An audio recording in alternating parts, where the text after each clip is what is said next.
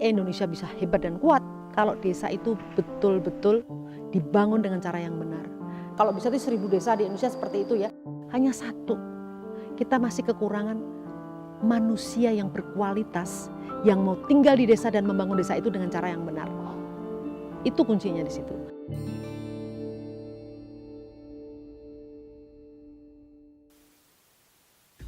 Belum semua tempat di Indonesia bisa menikmati terang yang disediakan perusahaan listrik negara, khususnya desa terpencil. Namun, upaya membuat daerah pelosok terang benderang bukan hal mustahil. Salah satu caranya adalah dengan memanfaatkan sumber daya air yang biasanya melimpah di pedesaan. Cara inilah yang ditawarkan Tri Mumpuni untuk memenuhi kebutuhan energi di daerah yang tidak tersentuh akses listrik. Banyak daerah di Indonesia yang secara geografis cocok untuk pengembangan pembangkit listrik tenaga mikrohidro atau PLTMH. Dengan memanfaatkan sungai yang memiliki perbedaan ketinggian, PLTMH Cinta Mekar yang terletak di Kabupaten Subang, Jawa Barat ini dibangun Tri Mumpuni lewat Institut Bisnis dan Ekonomi Kerakyatan atau IBK yang dibentuknya. PLTMH Cinta Mekar ini sudah dibangun sejak tahun 2002. Ini sebetulnya model yang cukup menarik yang ingin saya kembangkan. Kalau bisa itu 1000 desa di Indonesia seperti itu ya. Jadi memanfaatkan sumber daya alam lokal untuk kemakmuran orang lokal dan sekaligus membantu PLN untuk tidak banyak membakar BBM.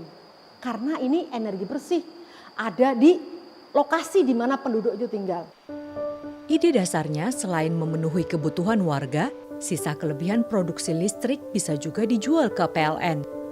Hasil penjualannya bisa kembali disalurkan untuk mendanai kebutuhan warga desa. Sekaligus ingin membuat desa makmur karena desa bisa punya income dari hasil menjual energi yang dibangkitkan oleh mikrohidro di mana desa-desa itu berada. PLTMH yang dikembangkan Tri Mumpuni adalah pembangkit listrik berbasis warga. 50% saham dimiliki swasta, sementara 50% lainnya adalah milik masyarakat yang dikelola lewat koperasi.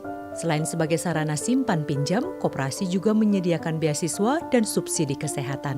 Koperasi Mekarsari masih berjalan karena ada dana untuk modal usaha senilai 50 juta. Alhamdulillah, isu itu masih beredar. Alhamdulillah anggotanya yang aktif 100 orang, lancar pinjamannya.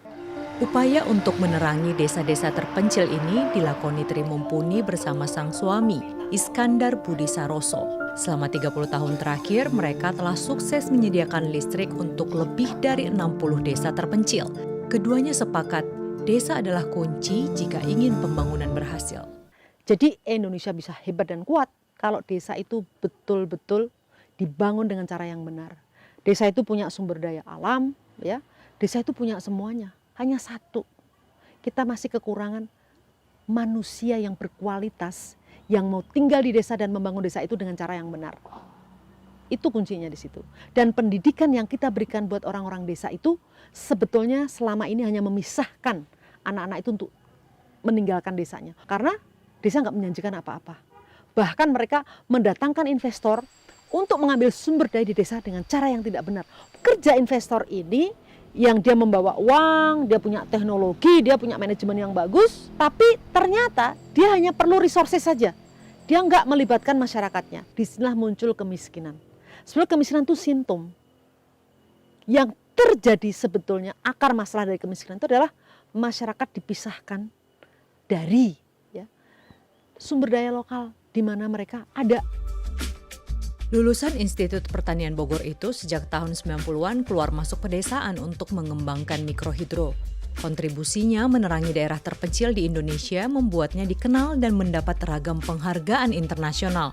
Namanya juga pernah diapresiasi Presiden Amerika Serikat Barack Obama tahun 2010 silam.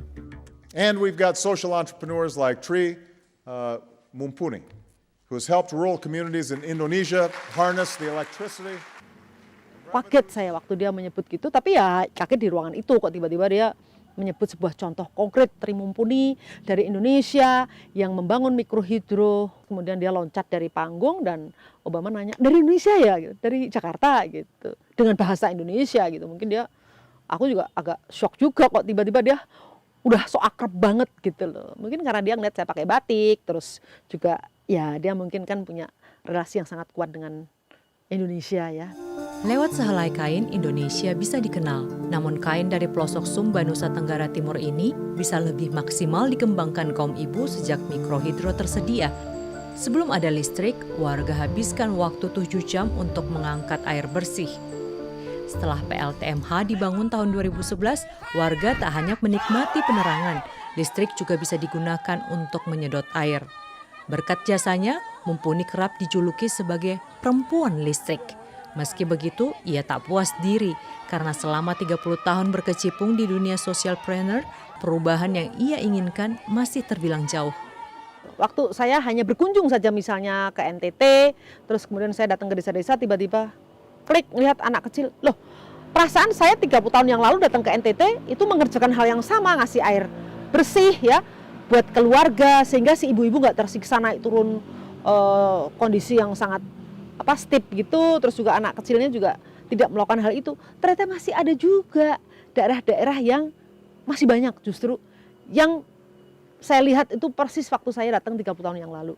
Berarti kan ada yang nggak beres. Saya jadi merasa bahwa ya selama Allah ngasih saya sehat, ini lifetime commitment. Jadi komitmen seumur hidup. Saya pikir ya saya menikmati dan itu menjadi passion saya. Kenapa enggak? Untuk dapat terus membangun desa, pahlawan listrik untuk daerah terpelosok itu tetap aktif mengembangkan pemanfaatan energi terbarukan.